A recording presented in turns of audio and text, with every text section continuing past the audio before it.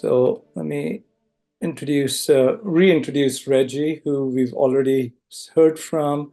So Reggie is going to talk now about setting up a multidisciplinary clinic in Montreal at the Shriners. So Reggie, you could share screen. Thank you. Thanks again, Sanjeev. So this talk that's our multidisciplinary clinic in OI, osteogenesis imperfecta, our best multidisciplinary clinic. I have no disclosure. So what we'll go through in the next few minutes, what is really the definition of a multidisciplinary clinic, the difference between multi and interdisciplinary, the advantages, how to set up a multidisciplinary clinic, what are the criteria, the organization of the clinic, and if is a multidisciplinary in general recommended for every pathology. Is it difficult to create an MDC in low resource area? The next two speakers will speak about this. What I'm going to say here really applies to any area or any country in the world. And I just want to mention, as Mangal Parihar mentioned in a beautiful talk, is that really the most important part in an MDC, it's the human resources. You don't need sophisticated equipment. You don't need sophisticated implants. It's really the human factors that is needed. So that's almost everyone agrees that a multidisciplinary clinic provides a forum for clinicians and healthcare professionals of different disciplines to evaluate and discuss patient care in real interaction. And the next two slides will really stress on this, with the full participation of the patient and the family. If you don't have the participation of really the family and the patient, it's not a true multidisciplinary clinic. I took this from the internet, and I think it's a beautiful slide. If there is no interaction between the different disciplines, then it's not a true multidisciplinary clinic. You have to have this interaction between all the disciplines. If you don't have one, you can be seen by 100 specialists, but if they don't talk to each other, it's like going to a shopping mall. This means that, yes, you will have everything, but there is really no interaction. And I like to make some quotations all my talk. As Steve Jobs said, great things in business are never done by one person. It's a team work. And again, that's the message, the theme of this webinar. The benefits of having multidisciplinary clinic are numerous. You concentrate all the expertise in a specific area. You bring standardization and consistency. It's very, very important. Provide the best care, and that has been shown by not only patient-reported outcome, but in numerous studies. Accountability, very important. We'll come back to this.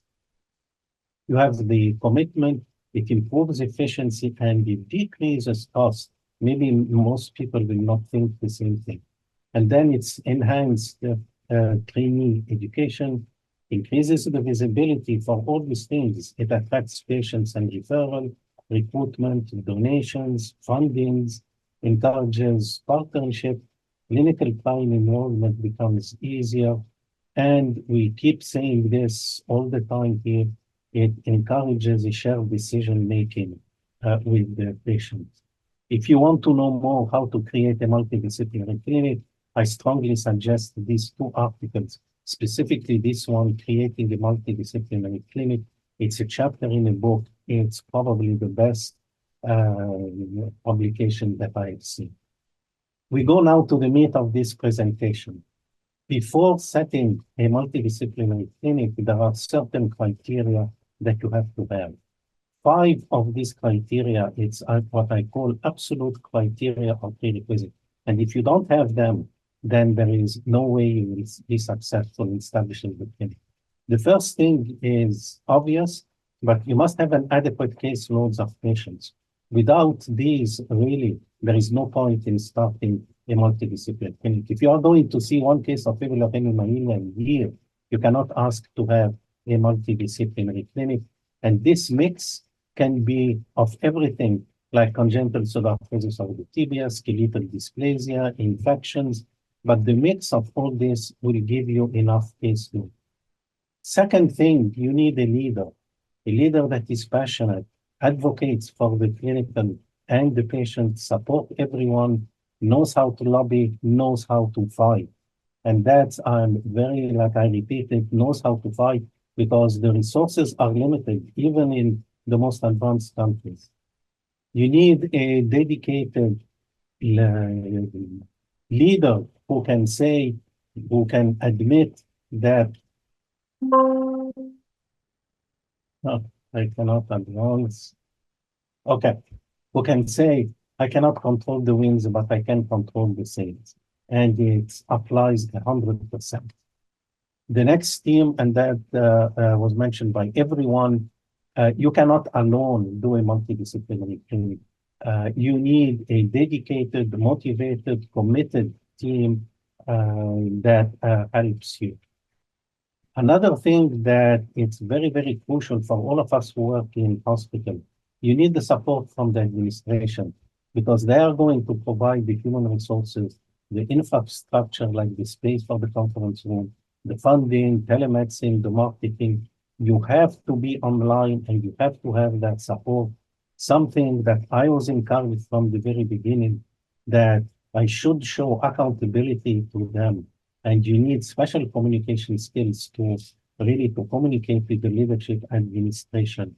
From the start, I was advised to have a small committee with few members, meet on a regular basis, prepare regular reports regarding the performance indicators of the clinic, and present measurable outcomes. You need to do this if you want to have a continuous support. Another thing that I found, in fact, not only me, but almost everyone, you need a nurse coordinator or a nurse practitioner really to be the leader in that clinic. She coordinates everything with the patients and the physician. She is the pivotal point where everything hinges. Without a dedicated nurse practitioner, good luck. So once you have completed these 5 requisite criteria, the next is to prepare a business plan or a working document, whatever you want to call it, but it's a description in detail of how you are going to see the clinic. It's many, many things. I will go through them very quickly. You have to demonstrate to the hospital leadership your commitment, the financial viability, and the benefits to the patient and institution. You have to have a vision and clear goals and objectives. I will come with the organizational structure in 1 second. And that's, I've already mentioned it. You need indicators of the performance, and you have to have a committee where you can be accountable and includes all the rest. The last one here, engagement of the community and the families.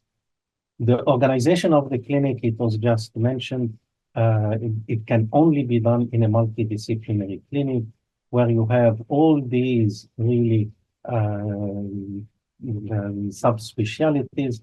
At the end, you need to make this shared decision-making with the families and with the patient. And I put here on the top of all these things, it's the nurse practitioner or the coordinator. You need this if you want a successful multidisciplinary clinic. The organization of the clinic, which is the timeline. Okay?